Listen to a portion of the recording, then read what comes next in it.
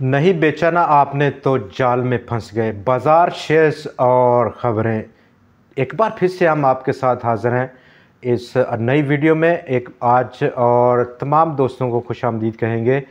इन्हीं टॉपिक्स पर एक बार फिर से बात करेंगे। और बाज़ार जहां पर आज 100x ने हाई बनाया 61,555 का, वहां से उसकी जो क्लोजिंग डाउन साइड हुई 1,054 पॉइंट्स के खसारे के बाद कुल मजमूई तौर पर 228 पॉइंट्स का खसारा देखा गया।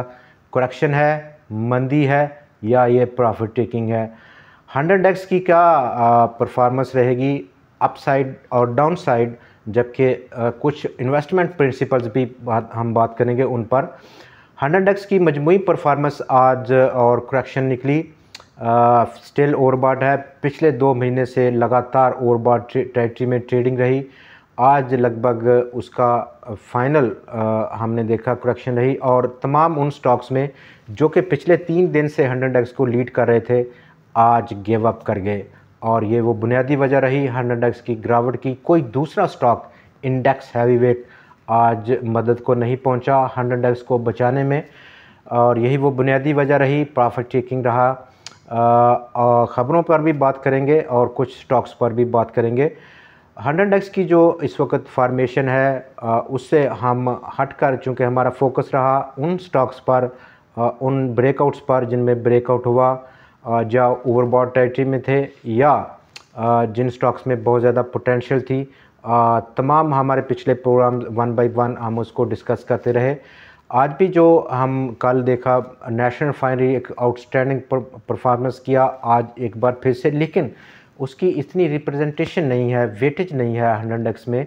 और 12 रुपये का जो गेन है नेशनल रिफाइनरी में आज, बिल्कुल 100x ने उसमें कोई कंट्रीब्यूट नहीं किया। और तमाम गेंस आज जो 100x को पेश किए इन 9 स्टॉक्स ने, Pakistan services, Millat tractors, MCB bank, DG Khan cement, Engro corporation, Pakistan oil fields, Dawood Hercules, Pakistan tobacco और पाकिस्तान स्टेट ऑयल तकरीबन 175 पॉइंट्स की कंट्रीब्यूशन दी, लेकिन बिल्कुल रायगा गई। जहां दूसरी तरफ इंडेक्स हैवीवेट दूसरे स्टॉक्स ने मनफी कंट्रीब्यूट किया। पाकिस्तान सर्विसेज इस वक्त हमारा जो इब्तदाई टारगेट था उसको अचीव कर गया।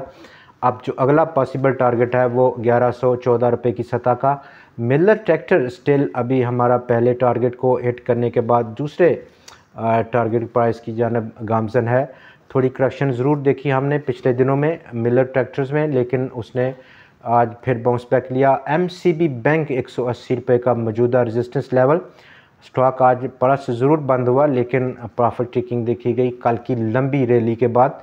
DG Khan cement still outstandingly 75-76 रुपये का टारगेट प्राइस उसकी जानब गामजन है, बढ़ता हुआ है। Engro corporation 300-315, Pakistan oil field outstandingly perform करता हुआ। दाऊद हरकुलिस 125 रुपये का रेजिस्टेंस लेवल। पाकिस्तान टोबैको 1100 का मौजूदा लेवल, लेकिन अब जो अपकमिंग लेवल है इसकी ब्रेकआउट के बाद, जो कि एक्सपेक्टेड है ब्रेकआउट कर जाएगा, उसको हो जाएगा वो 1223 रुपये की सतह का। पाकिस्तान स्टेट ऑयल 190-92 और उसका जो पिछला रेजिस्टेंस था उसके दरमियान में फंसा हुआ, स्लो मूव होता हुआ, लेकिन आज आउटस्टैंडिंगली परफॉर्म किया।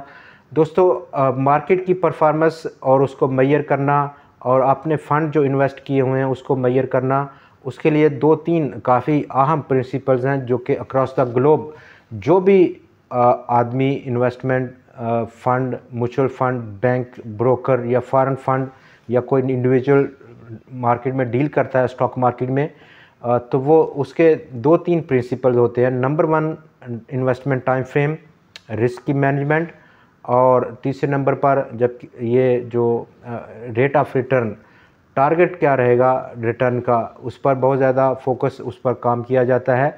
रेट ऑफ रिटर्न वो एक ऐसी चीज़ है जो कि फोकस में रखती है इन्वेस्टर को, डिट्रैक्ट नहीं होने देती।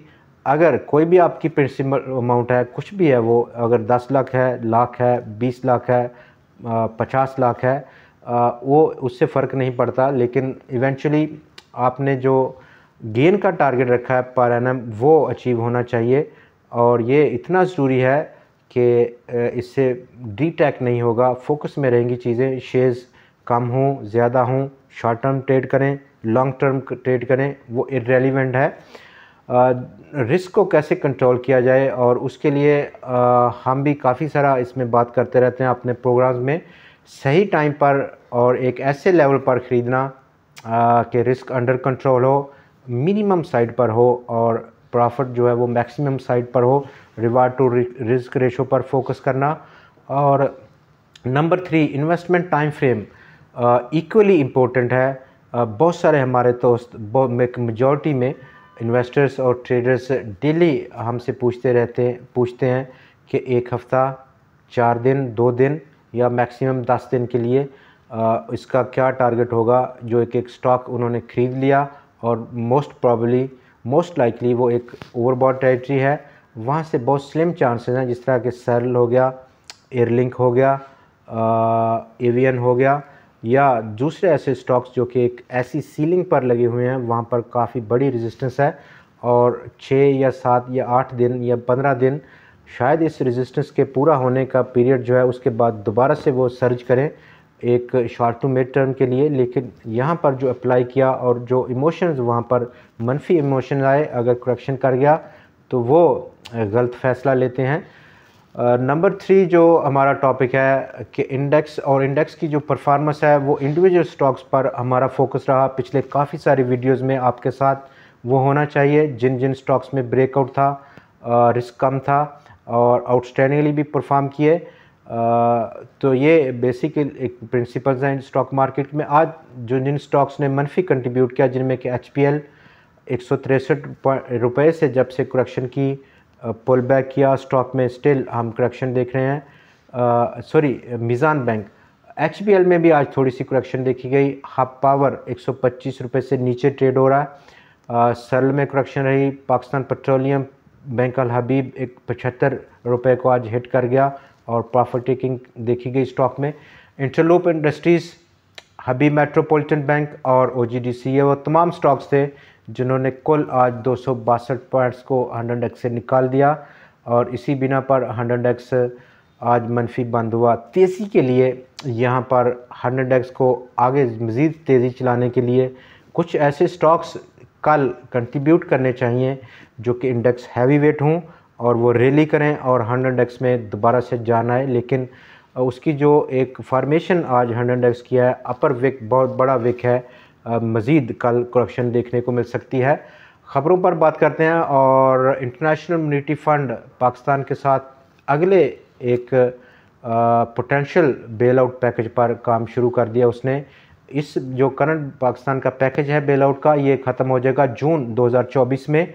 वर्ल्ड बैंक वाइस प्रेसिडेंट और उनका बहुत एक लंबा चौड़ा एडवाइस पाकिस्तान के बारे में, उनका ये कहना है कि पाकिस्तान की इकानमी और उसको जो एक किस्म के जाल में फंसी हुई है, जाल स्लो ग्रोथ है उसका और ट्रैप है।